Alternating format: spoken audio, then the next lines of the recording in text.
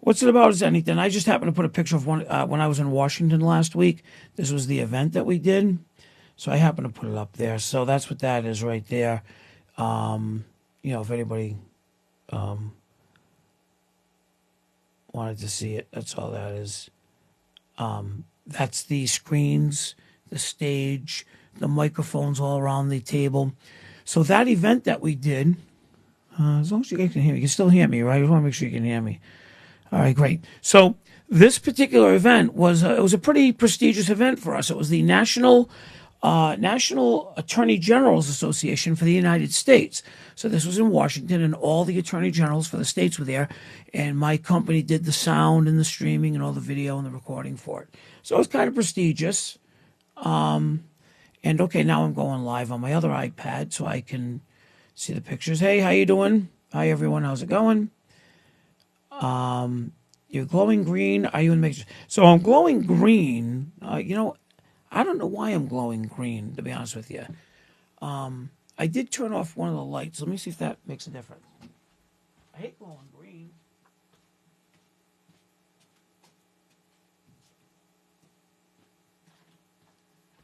All right. I turned off the studio light so I could see the monitor. But anyway, so look at those baby blues. Yeah, thank you. So I don't know if anyone saw the TikToks I did yesterday about the new building I bought, the 6-unit. I do not know why I'm flashing tonight. That's something new, this flashing thing. I have no idea what that's all about. But anyway, hopefully that will stop. Maybe I'm getting too close. The TikTok I did yesterday with the 6-unit apartment house, I got a lot of feedback about that from people. About when I was talking about getting rid of the junk and the crap and this and that. So I got to tell you something. I'm surprised. I'm not surprised, but when I buy a property, I look at it from the whole picture. There are 6 units. There are 6 different families, tenants living there, and they all need to be treated equally and have equal access to the space. And that's why I was interested on the feedback I was getting from people. Oh, don't tell them where to put their stuff. Don't make them get rid of their stuff. Well, here's the way I look at it. I own my home, a single-family home. I can only fit so much stuff in it. If I can't fit it, I got to get rid of it. Same thing there. These people have their apartment. They can fit so much stuff in their apartment. They chose to rent an apartment. And I also give them storage units. That's it. Okay? So for them to start saying, for instance, the basement was kind of neat and orderly, don't get me wrong, but only 2 tenants occupied that whole basement in the 6 tenants. So that's not right. It's not fair to the other tenants. Again, with me having 300 tenants now, my property managers, because I have 3 property managers now, have to enforce the rules evenly and fairly across the board. I can't be making special deals, special arrangements. So that's why I am black and white. I tell them to clear it out. We're going to build 6 storage units, and if they can fit it in the storage unit, fine and keep it. If not, they have 2 options. They can move to a bigger place that has a bit more storage, or they can rent the storage unit up the road like other people do. Okay, so that's the issue with that. So, so that's the story with that. So I don't know my net worth. I really honestly don't know my net worth, because net worth, in fact, it's calculated, and I will answer this question. Net worth is calculated by everything you own minus your mortgages, your debt, everything you owe people, everything, okay? So you can take your gross value, okay, which sounds really good, okay? The gross value probably is a little, I would say, in the millions, but then you take the mortgages, the expenses, and everything else off, I might be down to the hundreds, so because every month the money goes out, comes in and goes out. So that's why net worth is always calculated after all your expenses.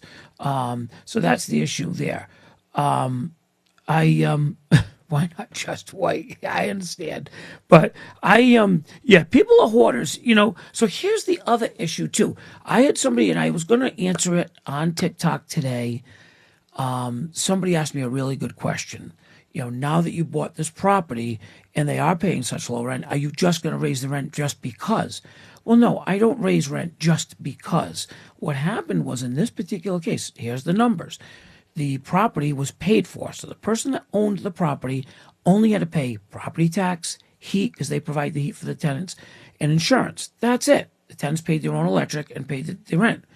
The rents are well below market value. There's no doubt in my mind they're well below market value. The problem is the difference between me and the previous owner is I have a mortgage. I had to borrow money to buy the building, so I have a mortgage. The mortgage is about, we'll just round up to $3,000 a month. So think about it, 3,000 between divided by six units, 600 per unit. Do I raise the rent 600 per unit? No, obviously, absolutely not. Do I raise the rent today? No, absolutely not. When I buy a property, I start getting in my expenses. I start figuring out what the value is. I start getting to know the tenants. I look at what the tenants are paying. If it's really, really ridiculously low below market value, I have to raise it just to cover my expenses. Because, okay, 6-unit building.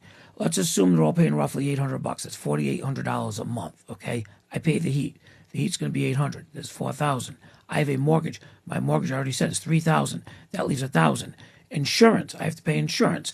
Okay, so the insurance there, and also that place has flood insurance because it's on the water.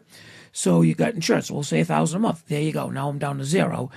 Before I, make any profit, before I make any repairs, any upgrades. So that's why the math doesn't even work on an investment like that.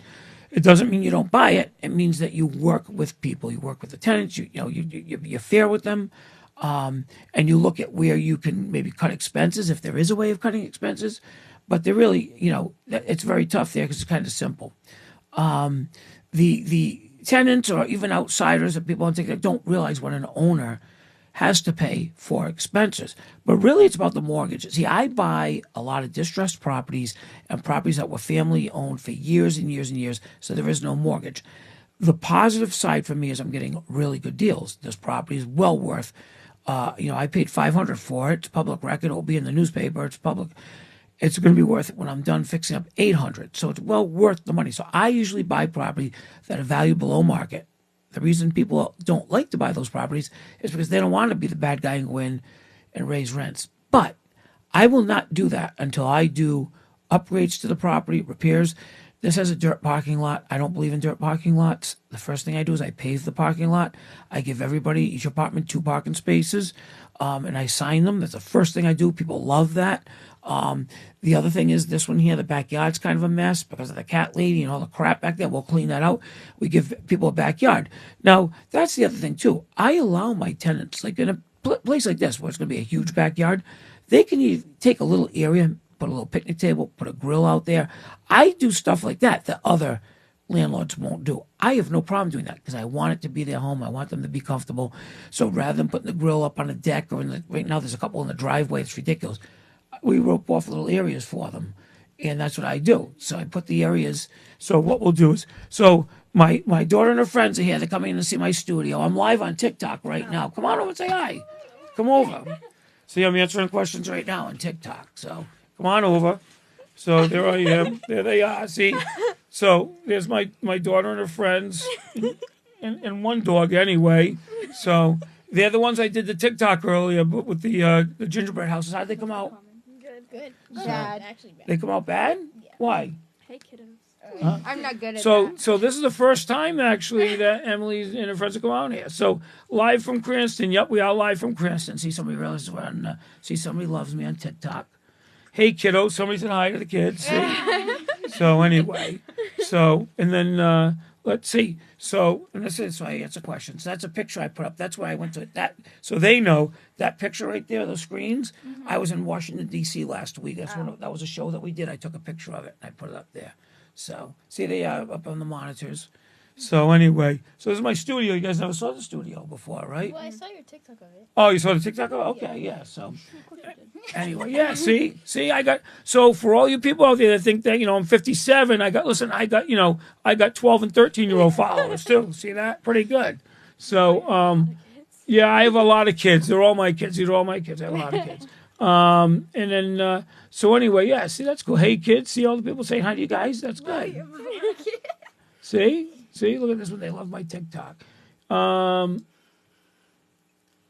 This one here, you make too much sense. People, I try to make sense. So if people don't own property, if you're not a landlord and you don't own property, I want to just educate you, inform you as to what it's like to be a landlord or property owner. You know what? What's the matter? What? Don't block the sign. Oh, I don't care about that. They don't care about the live sign. You can't They even know see I'm it. live. Yeah, they can't see that. Oh, yeah, because I'm zoomed in today, so you can't see it anyway. My live sign. So anyway, let's see what else we got here. Hi, how you doing? Listen, this person said hi. Hi, kids. So that's cool. But so I figured I'd go live for a little while before the game. The Patriots are playing tonight. I have to see the Patriots. When did you? So We what? want to do karaoke. You want to do karaoke upstairs? All right, I can set that up when I'm done. Okay. All right, that's cool. Yeah, I'll set the karaoke up. Bye. All right, bye. Thanks for visiting. So yeah, when I'm done, I'll set the karaoke. All right, 8:00. Well, 7:15 or so. All right, that way I can watch the game. Anyway, that was nice of them to come down and visit. I guess they're done making their they were acting shy. The kids are shy. When I'm not around, they're making the crazy TikToks, aren't they? And they're shy. Actually, it's funny. If you look back at my TikToks, my very, very first TikTok was actually with my daughter. She wanted to do the trendy dance they were doing at the time, and I tried it with her. That was the very first TikTok I ever did with her before I even thought I'd go on TikTok and start doing this stuff. But anyway, so where was I? I was saying something about so when I talk about owning property, a lot of people do think landlords are slumlords. There's a lot of them. More than half. I would say more than half landlords don't care about the property. They care about getting the money, getting the rent. So that was my point that I was saying earlier. I'm going to go in and put a parking lot in. That parking lot's going to cost me $25,000. It's a huge parking lot. It's going to cost me, and then I'm going to fix up around the building in the backyard and give everyone an area that they can put a grill and spread out and use it more comfortably in the summer. So that's the first thing I do. The other thing I do is I install internet, so I'll be installing internet in the building. Why? Because I put security cameras in the building. So I'll have security cameras, basement, outside, parking lot, common hallways. That's the next thing I do. And then I make the Wi-Fi available for the tenants to use if they want. If they don't want to save them some money, I have it in the building anyway. I can give it to them complimentary. I don't charge for the Wi-Fi. So that's the story with that. Let's see what else was there. That's when I buy a building, I go there, I introduce myself to the tenants. In fact, that building there is funny because one of the tenants actually follows me on TikTok because when I was looking at the building to buy it, she's the one who said, "Oh, aren't you the guy on TikTok?" So she's one of the tenants there. Very nice. So that's the other thing too. I get to know the tenants before I do anything. I get to see which tenants are using too much of the resources, occupying most of the property, maybe annoying the other tenants. On TikTok, people say, well, if the other tenants aren't complaining, sometimes they won't complain because they think that they're complaining to me, they're going to make me mad. No, I want to hear it. I want to know what's it like to live in that building, what's it like to live in that property. What's strange about that property, I will tell you, what's strange and disappointing about the property is the lack of windows. It's on the water, and each apartment has these little picture windows. It's ridiculous. They have windows in the back, the front. So that's the other thing I'm going to do in the spring is I'm going to open it right up with windows and glass doors and brighten it right up. It's on the water. Somebody asked me, do you increase the price based on it being on the water? No, absolutely not. I have a lot of property in the water. I have another property where my ice cream shop is in Patuxent Village on the water. I don't charge based on being on the water. I charge based on what my expenses are and for me to make a small profit. That's all I care about. When I want to give myself a raise, it's not just charging more rent. Because think about it, being self-employed, I don't have somebody saying, "Hey, Jeff, you did a good job. Here's a raise." I don't get that. So the way I get my raise is I have to either buy another piece of property or have a little bit more income or raise rent. So what I've been doing is, and that was another question today too, you seem to be buying a lot of property lately. When do you stop or whatever? So that's a really good question. What happened was I wasn't buying a lot of rental property. I was flipping houses. When the pandemic hit and the auctions stopped, I then said to myself, well, since I'm not flipping houses and I have a full-time maintenance crew and repair crew, let me start adding to my inventory, my portfolio. I'll buy some more properties and I'll start working on those. So that's why I've been buying a lot of property right now, just because the auctions are still slow. There's only a few a week that I'm interested in. So that's why I am buying more property. When will I stop? I don't know. I got lucky because I have some great property managers And the way that I've designed the business, the real estate business, is it's scalable. What I mean by that is this. When I buy another property, 6 unit, 8 unit, one of the property managers takes over that property, manages that property. What we decide to do is every 100 units is a different property manager. I have 300 units now. I have 3 property managers. I'm going to hire another property manager, and then I can stop buying and get up to 400 units. So that's what I mean by scalable. Now, also, obviously, then you need more maintenance people. You need, plow trucks. Last year I had 2 plow trucks. This year I need 4. So everything is scalable. You just add to what you have, and hopefully it will grow. So that's how that works. Let's see. When will the market be good for a buyer? Right now it seems like yes, it is a seller's market. Even now I have some houses on the market now. I just sold a bunch in the last year, flip houses, but I have a couple of duplexes that I could sell right now. I'm waiting, but I will, as I start buying bigger properties, I'll probably sell off a couple of the duplexes. It's going to be another year, I think, before the market even opens up to be a good buying market. I only buy distressed properties, though this property I bought yesterday is not distressed. It's a really nice property. But I think the reason why I got a good deal on it, well, I know there's a couple of reasons, but one is the person lives in Vermont, doesn't live in Rhode Island, was done managing it. She's very old, so she, just can't manage it anymore. And also the problem is that, and I think that was the biggest problem, is just not being able to manage it. The tenants are down here, she's up there. And so that's what she's trying to schedule, she's trying to put her estate in order.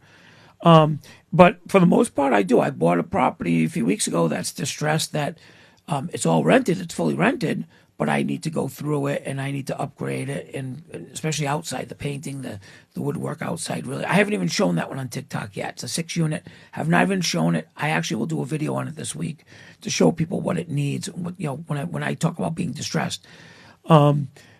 The apartment I showed the other day, if everyone remembers, I said to my, how it is the first time I go to an apartment. That's the one where the kitchen was all effed up. There was a refrigerator on one wall, a stove on the other wall. What was unique about that is that's the 9-unit pristine property I purchased a month ago. Pristine. The other 8 units are perfect. The outside of this property is perfect. One of the tenants that lives there actually maintains the landscaping. I'm not even going to use my own crew. That one apartment was rented by one slob who didn't take care of it, and the refrigerator was actually supposed to be on another wall, but I'm completely gutting that apartment. We already redesigned the kitchen, the bathroom. It's going to have a living room and the bedroom. So it's going to be a very nice apartment, and I will do my weekly updates on that to show people how we transform that apartment into a nice, really nice, comfortable place for somebody. But yeah, the market is very, very, very tough to buy right now. Extremely difficult. It really is extreme. I look at a lot of properties. I have 3 agents that every morning send me the properties that get listed. So every day I'm driving by properties and seeing where they are in the location. I looked at one the other night that the problem is with the properties, it had limited parking and a huge commercial space that is not rentable in the area that it's in. It's in a very depressed area. Commercial doesn't work. So you're buying the property for the 6 apartments, and that commercial space is just wasted space. So I looked at, can I put garages there for the tenants or something like that? So I'm trying to figure out in my mind, if I got it for the right price, what I could use the property for, but it's tough. I would say if you're renting, and there's a good example. Somebody's renting and they're looking to buy. If you're renting and you're looking to buy, I would wait till the spring. I think it's going to open up in the spring. So the only thing I will say is people that sell in the winter are people that really want to sell. I won't say they're desperate, but they're anxious to sell. So keep that in mind. You might be able to get a good deal in the winter if you're looking in the winter because, so I don't have a TV show. I guess it would be fun to have a TV show. I have my TikTok channel I'm not TikTok. I have my YouTube channel, that Jeff Never Had Job Security channel, that I put a lot of these videos on, the long-term videos or the longer videos, the podcast videos I've been doing. Those are on my YouTube channel, and I take pieces and put them on TikTok. But no, I don't have a TV show. I don't know if I would ever be invited to have a TV show. Who knows, if they want me, because I tell the truth. A lot of the TV shows, those home fix-it shows, I get aggravated. My wife likes to watch them, but I get really aggravated watching them. I wanted to turn my monitor down because I was hearing an echo, so I wanted to turn my monitor down. But the problem with those TV shows is they don't really show the real numbers. Even when I don't even show them when they're pulling the building permits and the building inspectors coming in to inspect the property and stuff like that. So that's why I get aggravated. But yeah, if your lease isn't up until spring, you can start looking. And here's the other thing you can do too. I mean, spring's only 3 months away when you think about it. You can also buy a piece of property or make an offer contingent upon your lease ending. Say, look, I want to buy it, close April 1st, May 1st. You can do that too if you find the right piece of property. The seller may accept that. Okay. At the same time, if you buy a piece of property and it's 3 or 4 months away, I mean, if your landlord if you said to your landlord, hey, look, I need to be out of my lease a month early, something like that, and they don't let you out a month early, I mean, that's ridiculous, especially if you gave them 60 or 90 days notice. That's ridiculous. So that's my issue, with that, as a landlord. But it's interesting because when the tenants come on here, or people come on here and complain about apartments being messy and dirty and this break and that's broken, keep in mind, people that are non-tenants or non-landlords, keep in mind, in most cases, the tenant will walk through the apartment, look at it, just like you're buying a house, and say, yeah, I'll take it. Then they'll notice if lights don't work, switches don't work, this is broken. Because if the landlord's doing his job, he's showing them everything. So that's what makes me laugh when I get a complaint from a tenant. This is broken, that's broken, this broken, the shades never worked, the lights never worked, the toilet never flushed. Well, that can't be true because you did an inspection, you did a walkthrough when we rented you the apartment, when you saw the apartment. So that's why, tenants can be just as bad as a bad landlord. At the same time, tenants can be very good and landlords can be bad. I have a problem with landlords not enforcing rules, not servicing tenants, because what happens is that gives the tenants a bad taste in their mouth for them when they rent from the next person, me. So that's a problem there. The other problem I have is that I inherit a lot of tenants. When I buy a property, as you know on TikTok, I tell you I inherit tenants. I inherit some excellent, good tenants, and I inherit some bums. And again, that's another reason why the people might have sold their building, because they didn't want to deal with the bums. So I inherit the bums, and I have to deal with the bums. So that's what happens. I inherit a lot of these people that I have to deal with. But that's my job. That's my business. I'm not complaining about that. It's just that's part of the business. When you buy a property and people are living there, you inherit the good and the bad. Okay, and that's what I choose when I buy a piece of property. So the cat lady, haven't done anything about that. That just came up yesterday. The cat lady. I will tell you that it is quite a problem. Because look, I like cats. I know there's a lot of people on here that like cats. I love pets. As you know, I have 2 dogs. So as a landlord, when a tenant wants a pet, we look at individual building, we look at the environment, the size of the pet, the breed of the pet, what kind of pet, is a service pet, whatever. We look at all those options because I have different buildings that I do allow pets in and buildings I don't allow pets in. The cat situation there is difficult because it's not a tenant. It's an outsider coming onto my property, inviting the cats, feeding the cats, storing cat food in litter boxes and storage containers in little huts and houses on my property. So that's a problem that needs to be dealt with. So that's again, I have not made a decision on it yet. I'm not going to make a decision on it for a week or 2 until I really can figure it out, meet her, find out what her situation is, and see what the options are and look into different options. I got some great advice on TikTok. I'm not all knowing. When I give advice or give what's happened to me in the past, it's not saying, hey, do it my way or else. I just share with you folks what's happened to me in the past. And in that way you can, make a decision saying, hey, you know what? I know I heard this from Jeff and, so same thing here. This is a new experience for me. It's something new. So we have to figure it out. So that's interesting. So somebody's asking me about washers and dryers in the apartments. So I do single family houses. We put washers and dryers in them. duplexes, if there's room, we put washers and dryers. 3 or more families, we try to have a laundry facility, a laundry room, a place for the tenants to do their laundry. Though the building I'm building, the 50-unit house that I'm building, the multifamily, I'm converting the nursing home to 50 apartments, they will have washers and dryers in those apartments, in most of them, in 40 of them. There are 10 studios, so we'll set up a laundry room for the studios to use the laundry room. But I do washers and dryers purely out of convenience. We don't make any money on it.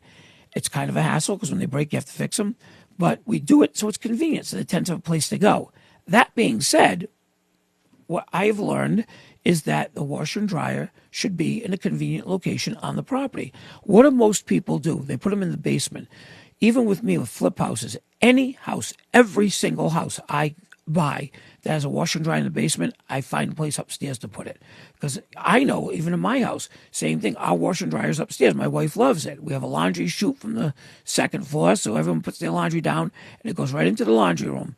My wife loves it because she'll take the basket of laundry, fold it while she's watching TV or whatever, and then we each take our laundry back up to our room and put it away. So I like to do it at my rental properties to make it convenient. I have a couple that I purchased that they're down in the basement, and as soon as I have an opportunity, I want to move them upstairs onto the 1st floor to make it convenient for the tenants. If I'm going to spend the money putting them in, a coin-operated washer and dryer, they're $1,000 each, $2,000, plus you have to install electric, plumbing. So before you know it, you're into it for $3,000. Well, think about it. If you're doing it as a convenience, you're breaking even. You've made a $3,000 investment. Where I feel like I get the money back is the fact that when I rent the apartment, hey, we have laundry in the building. It's very convenient. Some people like that.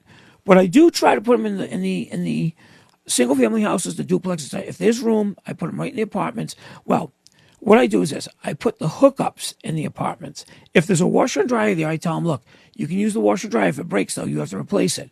I put the hookups in the apartment, and they can put their own washer and dryer because washers and dryers have, they're moving parts. They break all the time. So that's not part of the lease. So it's a convenience. So I tell them, look, you can hook it up. So that's how we do that. So again, people ask about the cats. Haven't done anything with the cats yet. I'm going to wait a week or two on the cats just because I have to meet the cat lady. And when I first heard about the cat lady, I thought she was a tenant. Then I realized she's not even a tenant there. So that was the issue there. So that's where we're at with that. So, you're a slumlord? Okay. Yeah, if you want to say that, that's fine. So anyway, I accept that, when people say that because I laugh about it because anybody who says that probably is a bad tenant in a bad situation and they have to point fingers at somebody else. It's one of those situations where people don't take responsibility for their own actions. When I buy some of these buildings, I walk through these apartments. You've seen them. I put them on TikTok. They're disgusting. I can't believe the way some people live. So when people come on here and say something, I can imagine how that person lives. I can imagine what their apartment looks like. It's probably the most disgusting thing, in the world. So dishwashers. Okay, so dishwashers. I install dishwashers in every apartment that, again, I renovate. If I buy an apartment and it doesn't have a dishwasher in it, and people are already living there, well, it is what it is. But when they move out, or if I go renovate it, I always install a dishwasher. It's a great. It's nice to offer a dishwasher. People like dishwashers, so I do always install dishwashers when I renovate an apartment. I don't think so. Colts, yeah, okay. Colts 55 Patriots 0. I find that very hard to believe, though it's going to be probably the toughest game of the season for them tonight. I think it's going to be a tough game. It's going to be close. It's going to be close. We got two great teams tonight, and I'm really excited about it. Especially after the Patriots have been off for a week. A little antsy. But washer and dryers, like I said, washer and dryers. The tenants are, if they're in the apartment when they move in, I tell them you can use them, and until they break. When they break, you are responsible for replacing it, and you can take it with you when you leave. So typically, I do not maintain washers and dryers in apartments for tenants. I'll install them to begin with, but at that point, it's up to them to maintain it. Because again, you don't know if they're bringing their cousin, their brother, their friends to all do their laundry over there. So that's why you have to draw the line somewhere, and that's our rule. The washer and dryer's in there. And you know what? That keeps them from having their cousin, brother, and friends bringing all their laundry over there. If they know if it breaks, they got to fix it. So that's how I handle that. So that's why I try to explain each situation, with everybody. But washers and dryers, those things there, the tenant maintains because it's all wear and tear and the amount of use. I do buy, so when you say top brand appliances, here's the problem with top brand appliances. If I buy an appliances that have all the bells and whistles, all the computer stuff, that's all stuff that can potentially break. What I try to buy is I'll buy Whirlpool appliances, but I'll buy stuff that's a workhorse type of appliance. That way I know, and it's easy to repair, easier user-friendly parts. So that's what I buy. But that's how I do that. So in all the properties I pay the water. The water is part of the tenant. Is part of the. We have to pay the water bill for residential. Not for commercial. For commercial, they're responsible for their own water. What I do is in my commercial buildings, we have sub-meters in each basement for each commercial space so we can figure out how much water they use. The reason that's important is it's really not about the water. It's about the sewer usage. Every town is different, so I can't say what's out there in the rest of the country. In Rhode Island, even, every town is different. In Cranston, where I live, the sewer tax is just based on what you have. If you have, so if it's a single-family home, you can have 10 bedrooms, but if it's a single-family home, or you could have an apartment with one bedroom, the sewer bill a year is about $600, $603, $605, something like that, right around $600 a year for a single family. Now, I have the 10-unit building in Cranston in Patuxent Village. The way the sewer is charged there, forget about the water usage, and this is unique to this city. They charge me, I have 5 apartments, so that's 5 times 600, that's $3,000. But then downstairs, I have 5 commercial spaces. I have my ice cream shop, they charge $1,000 for that. I have a restaurant, they charge $2,000 for that.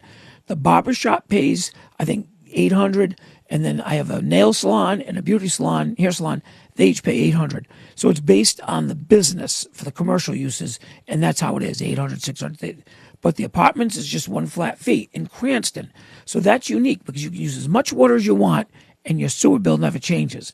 In Warwick and in East Greenwich, other cities I own property in, the sewer tax is based on how much water you use. You use 1,000 gallons of water, you're going to get charged 1,000 gallons of water based on sewer usage. They figure you use the water coming in, it went down the sewer. That gets extremely, extremely, extremely expensive, and it's not fair.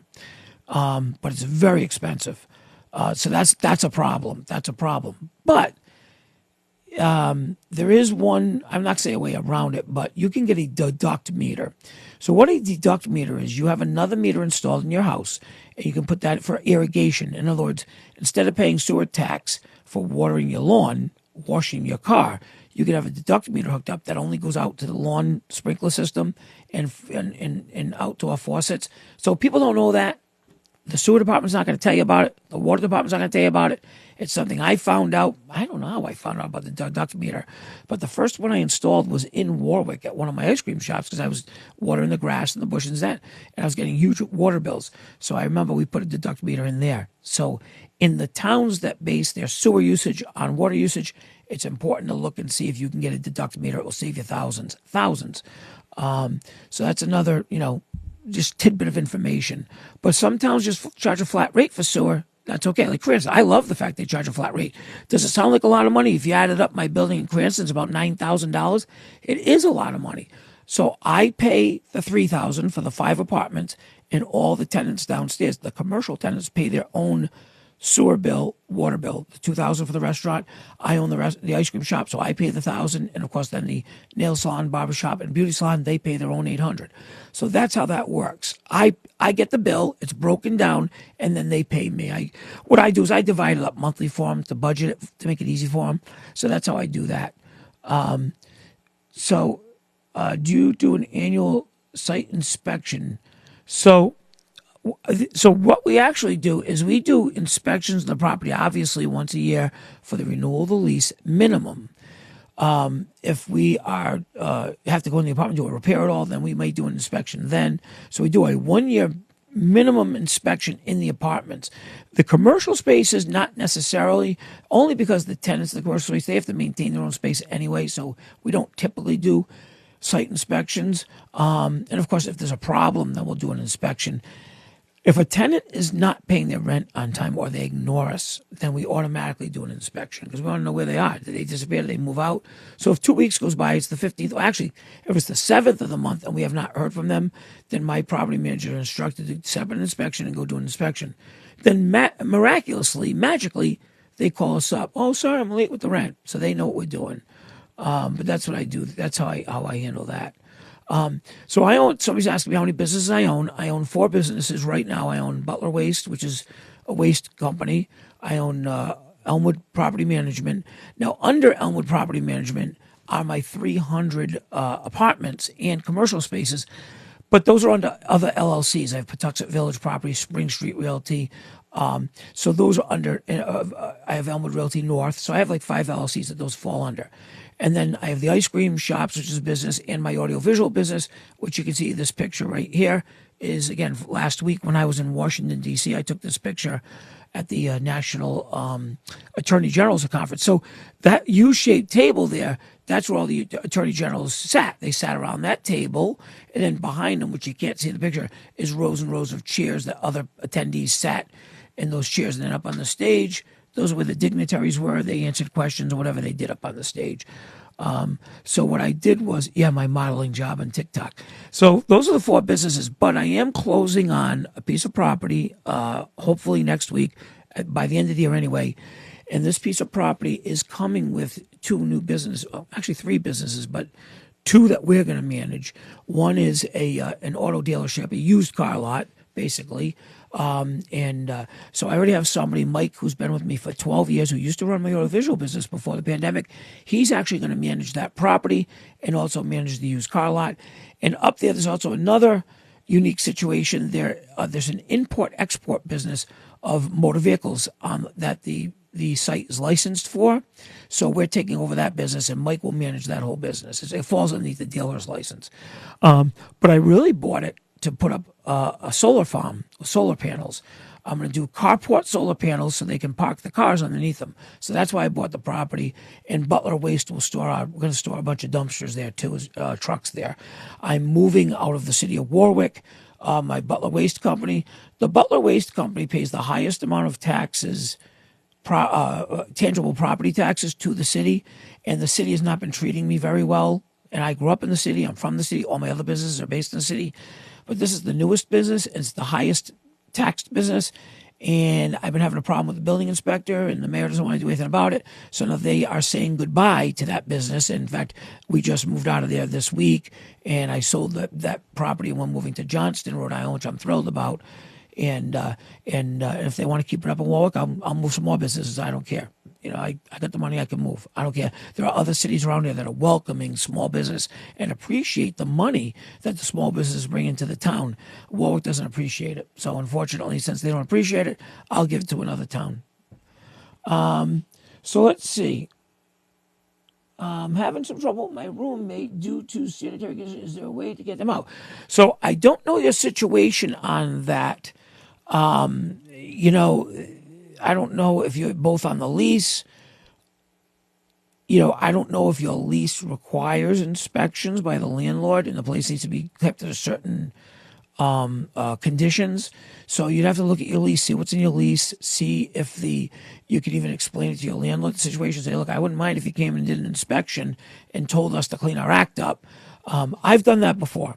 I've had tenants that were being very difficult with me cleaning up stuff in the yard. They don't want to hear it from me. I will actually call the city and say, could you go do an inspection of my property? They'll send me a certified letter. I bring it over to the tenants. Do you see what you did to me? So I've done that before. I have no problem doing that. So, again, you have to look at your lease, see what your landlord says. But yeah, it kind of stinks in a roommate situation if people are not respecting each other's, space and cleanliness. That's too bad. So you're both, so in the make money person, you're both on the lease. So yeah, if you're both on the lease, you're going to look at the lease, look at the terms of the lease, look and see what you're required of you by the landlord. Usually there's requirements to keep the place clean and neat and what you need to do. At the same time, it might be one of those things where, I mean, if you like the place, just tell the roommate, look, when the lease is up, I think I might want to look for another place, or if maybe you should look for another place, or I have somebody else that wants to move in. Maybe gently break it to them that way too. It all depends on the situation. So it's just his room.